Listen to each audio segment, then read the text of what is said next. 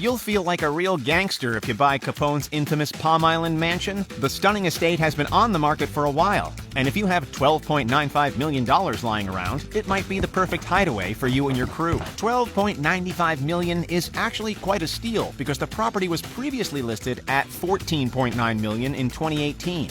Anybody would feel like a mafia don at this palatial palace, and the compound even has a few remnants from when Capone lived there.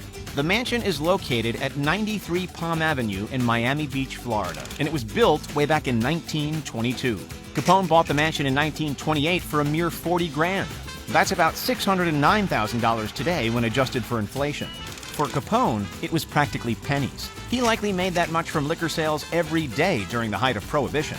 Sell some booze in Chicago and then buy a luxurious mansion down in Florida. Sounds like a sweet deal.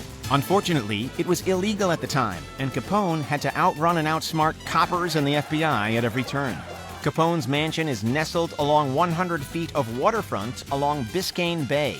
And just like Capone, you too could stare out into the crystal clear waters as you chomp on a stogie. Capone only lived at the mansion for a short time after he bought it, but he spent most of his retirement there following his release from Alcatraz.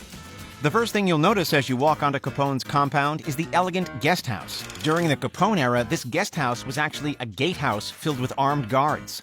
Today, the Tommy guns are replaced by houseplants. The spacious guest house features a 2-door garage, 2 bedrooms, 1 bathroom, and a living room that features a uniquely tiled fireplace. Capone made major renovations after he purchased the compound. He spent over $70,000 beefing up the compound with security. The inclusion of the gatehouse was one of the major additions to the compound. The infamous Mafia Don also added 7-foot-tall concrete walls along the lot line and searchlights around the 30,000 square foot estate to keep out intruders.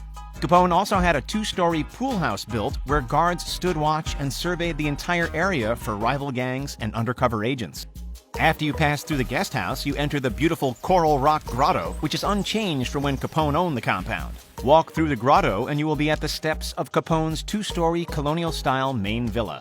The 6,000 square foot main house has 4 bedrooms and 3 baths. One of the most unique rooms in the house is the black and gold Art Deco powder room, which was a holdover from when Capone owned the mansion. The villa has seen many renovations over the years, but some of Capone's unique touches still remain. 1920s ceiling lights, a vintage fireplace in the living room, and the porch all date back to when Capone lived in the mansion. Over the last decade, previous owners have spent more than $2 million renovating the property. Recent upgrades include French doors, hardwood floors, and open archways. Capone lived a life of excess. He always wanted the biggest and the best. That's why he opted to have a massive pool in his backyard. The 60-foot by 30-foot pool in Capone's compound was specifically built to the mob boss's specifications. The reason the pool is so large is that Capone didn't want anyone to have a pool larger than he did. The largest pool in the area at the time was at the Biltmore Hotel, and Capone wanted his pool to make the Biltmores look insignificant in comparison. The pool house is no longer filled with a cache of weapons. Instead, it has been tastefully redecorated to include modern conveniences. It features a terrace facing the bay and a half bath on the first level with 1 bedroom and a full bedroom on the second. Instead of watching for FBI agents, you can enjoy stunning views of the ocean.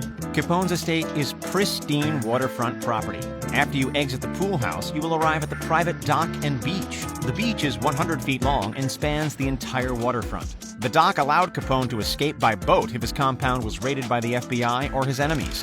Capone spent a lot of time here during retirement. He would spend hours sitting on the beach and often said it reminded him of the sunny shores of Italy.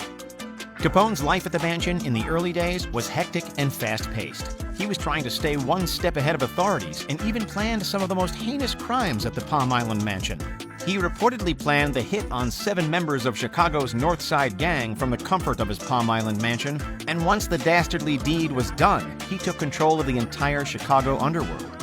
When authorities questioned Capone about the hit, he used his Palm Island mansion as his alibi. How could he be involved if he was in Florida and not Chicago? Capone avoided prosecution for years, but he was eventually nailed for tax evasion. In 1931, Capone was convicted and sentenced to 11 years in prison. He spent 4.5 years in Alcatraz, and when he was finally released, he spent his retirement at his Palm Island mansion under constant watch by the FBI. He was no longer in control of his criminal outfit. and things got very bad for Capone after his release. During his final days, he was surrounded by his wife and immediate family. His wife also acted as his caretaker as Capone's mental state was quickly deteriorating. He often raved on about communists, foreigners, and criminal rivals who he was convinced were plotting to enact their revenge. He was suffering from dementia due to neurosyphilis and died in 1947 from a stroke. A few years later, Capone's wife sold the mansion to an undisclosed buyer. Even in death, Capone confines to fascinate. Some people even collect memorabilia relating to the infamous gangster. There was a huge sale of Capone memorabilia in 2013 that included 23 glossy photos from Capone's life.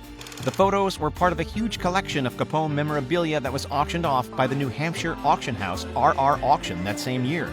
The entire collection was sold for more than $50,000 and included a number of other rare artifacts relating to Capone's life and death. The entire collection, which was once owned by Capone's doctor, Dr. Kenneth Phillips, offered a detailed look into Capone's life, particularly in his final days.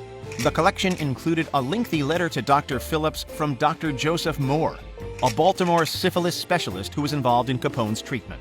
In the letter, Moore suggests that Capone's family hire a male nurse posing as a chauffeur to protect the public from the gangster's violent outbursts caused by his dementia. Quote, "If by chance Mr. Capone makes an unprovoked attack upon a stranger, he is very likely to find himself in court for disturbing the peace and, as a result of that, to be recognized insane by the judge and to be committed to a Florida psychiatric hospital," Dr. Moore wrote in the letter. The collection also included Capone's medical records and death certificate.